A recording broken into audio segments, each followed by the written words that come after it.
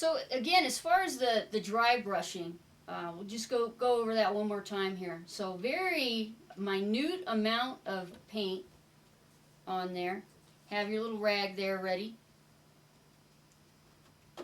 And even, to me, even that's probably too much paint. I went a little overboard on it. But that's okay, I'm going to spread it around. So this is called, again, this technique, painting technique, is called dry brushing. And that is with this this paint, or is this the primer? That's the, you can use regular white paint. I'm using the primer because I have a lot of it. Mm-hmm. Okay. And it really doesn't matter, Yeah. It's this pulls out the texture. Okay, it's really going to bring out that texture. Good point, and it sure is. Okay. I'll be darned. Okay. Yeah. So, and you want to do the whole thing, even the stem. You even want to do the stem. You want to do the whole thing like this. Mm-hmm. Now, you don't have to. Okay, you don't have to do this dry brush technique. You could go ahead and paint your pumpkin orange, or use different types of oranges. You don't have to. This is not. I like to do this. Look at that. See, now you can see the stem, right? It looks like tree bark. Exactly. See, that's the other thing. Tools, you can use a butter knife, and you can go in there after you have the clay on there and it's still wet. Make your little lines in there and make it look like a stem, like it's wood. Well, sure. Yeah. So, but with the dry brushing, now you can really see now the ridges. Yes. And it does look like wood now. Oh, that just brings that out. It certainly does. And it's very easy. So simple. So once you have that done, you can come in there with some brown paint. And I'm kind of jumping around. You do want to do the whole pumpkin, dry brush the whole pumpkin white. Mm-hmm. But for the purpose of this video, for the demonstration, I'm kind of jumping around. Sure, well that's fine. The other reason that I like to use the primer, because it pretty much dries instantly. I don't have to wait for that to dry. It's look, there's no paint on my hand. Sure. I mean, okay. and you're using so little of it. Mm-hmm. So I have that on there, and I'm just gonna go in there with my brown paint. See that? I'll be darned! Isn't that interesting? Yeah, instantly. There's your bringing stem. out that texture. Uh-huh. Go in there, mix your brown paint with a little white paint. Make it darker, make your paint darker. Here's the other thing, guys. You don't have to go out and buy a bunch of expensive paint. Acrylic paint is pretty cheap. What I do, because I use so much paint, I will actually go and get, I use a lot of latex paint. So I'll go to a home improvement store, go to the paint department, and I get like these quarts. All you need, you can make any color that you need out of your primary colors. So you need blue, you need red, yellow, just your primary colors, and you can mix your own colors. You don't have to go out and buy different shades of brown. You can mix them. Experiment with that. That's what I suggest. Experiment with that, because then you're gonna gain a lot of knowledge too. Oh, sure. And more practice. And more practice. And see, there you go. There's that stem. Isn't that amazing? And I haven't even mixed any other colors in there with it. If you want to get real creative, let's see. Let's. I don't know how this is going to look, but let's brush a little orange on there. Yeah, that's kind of interesting, right? Yeah. See, you just kind of here's the really cool thing about this paint, acrylic and latex paint. If you screw up, paint it over white, start all over again, till you have something you like. Well, now that's right? different, a brownish orange, so a different color. Huh? Exactly. So yeah, I'm just going over the white part of this pumpkin that we dry brushed. It's already white there. Look at that! You put the paint on, and the texture of the pumpkin skin just pops out. Exactly. Yeah. Oh, that's amazing. To have something transform from a balloon to this just in, well, for the show, just a few minutes, but Right. In a few days' time, look at that. You know, you could do it. You could do this start to finish within a week. Really, dry time and everything. Especially if it's something small like this, it's not going to take you very much time. You could do this within a week. Get creative. You know, you can take 2 balloons. This guy right here is a combination of 2. This is my Franken. I call him the Franken gourd here. Because I took 2 balloons. I had a larger balloon, and then I had a smaller balloon. While this balloon was still, he's got some indentations here. Oh, sure. While this balloon was still drying, it wasn't completely dry, what I did is I pressed my thumbs into it to make it a little more interesting. Yeah. I cut the top off of the big balloon, I cut the bottom part off of the small balloon, and I stuck them together. I glued them together. So it gives it this shape. Sure. Because again, what we were saying earlier is that it's an organic vegetable, so they come in all kinds of shapes and sizes and different colors. They do. And I use the dry brush technique on this guy as well. Isn't that amazing? And it looks, to our viewers here, it looks and actually it feels just like the texture of a pumpkin. Yes, it does.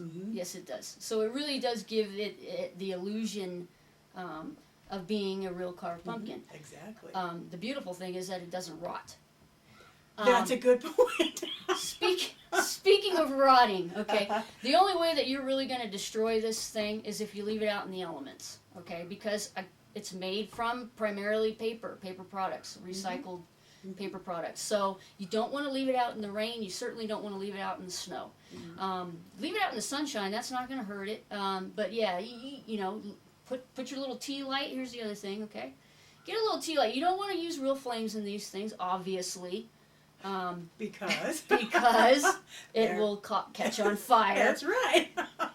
And you won't burn yourself with this. That's right. Okay? Even kids can handle this. Right. So I'm going to just put my little tea light in there, and that's how you illuminate them. Oh, isn't that You nice? paint the inside of these things a real vibrant orange or yellow, and just with that little tea light, it's going to look like a real carved pumpkin. It does. I don't know if you could see that. Okay, sure. I don't know if you can see it illuminated or not, but anyway. It's scary. It's scary. The Franken pumpkin is scary. You could get real creative. Like, here's these little guys right here, and what I've done with them. Oh, interesting. Okay? So you could do the same thing. Instead of putting the stem on him, you could do a hollow stem. That's what this is. This is a little hollow stem. I took a little piece of cardboard, round piece, a round piece of cardboard, okay, and I stuck it in there. Not all the way down in there, but not on the very top either. I glued it in there. And that allows for a little platform for a tea light. What I've done here to create this effect, the wax kind of look or effect, is that's hot glue. So I just kind of dripped hot glue forever. Oh, and it gives it really? the illusion of melted wax. And then I just paint, you paint it whatever color your little tea light is. So we'll turn on that something? Hot glue makes the melted wax. Isn't that something? So with this guy, you have a little candle in his head, and you can also have a little candle inside of him, like that. So like I said, you could get really creative with these things. Sure. Put hats on them. Sure, like the one that you showed previously. Yes, or the one in the making. Or you could do something like this. Oh. Make a little Cyclops guy. He's not. There's nothing that was carved out of him. So I mean, a kid could make this. You won't even have to worry about that using scissors or a knife or anything. Okay. I just built up this ridge right here for his eye with clay.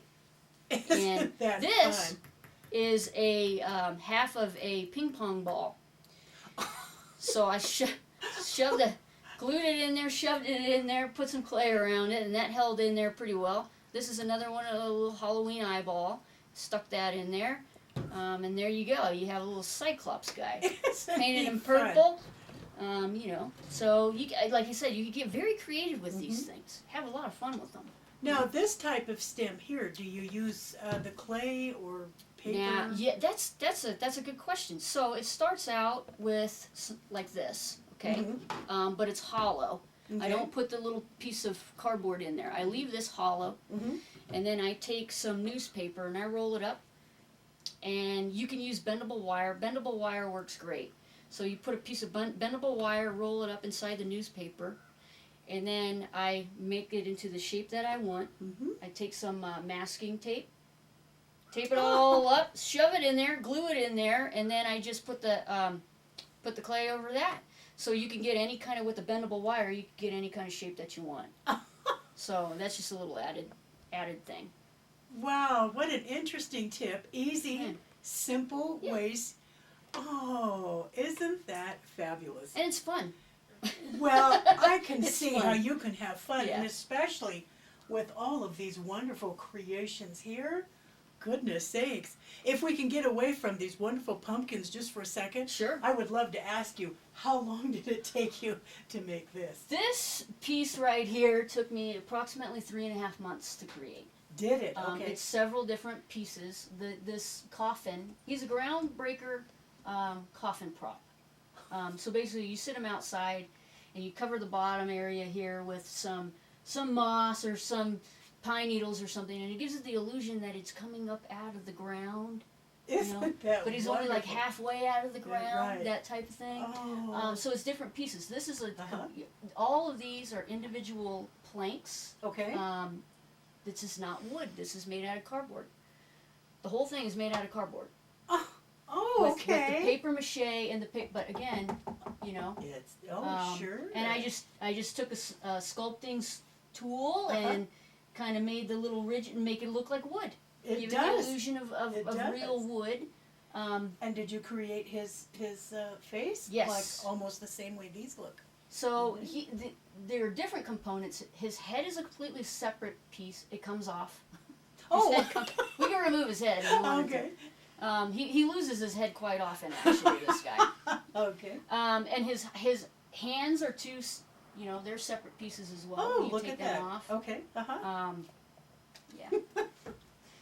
His rib cage is a completely separate piece Oh, as well. sure. So all of these things, you can take them apart and put them back together again. Nice. So it makes And it they're all easier made to just transport. Yeah. Like this. Yes. With the clay and okay. Yeah. Cardboard, paper clay, paper mache paste, all that stuff. Isn't that phenomenal? The clothes, it was just an old Halloween costume that I had, and Well, sure. put it on there so he's not naked. Right. So- Well, these are phenomenal. And how long did it take you to make these type of pumpkin heads here? So, it really depends. Like this guy up here, maybe a week and a half. Okay. With some of the more elaborate sculptures, that's going to take several months because you have to make these things in stages and drying Sure. time and that type of thing. So, Well, depending on how big it is, how elaborate it is, it's going to take you more time. Awesome. Yeah. Well, again, thank you so much for this wonderful demonstration on how to make your fabulous sculptures. Thank you. I have had a lot of fun watching you. This is wonderful. I'm going to go home and try this. Absolutely. Give me a call if you get stuck. I probably will, so you'll be getting a call. All right.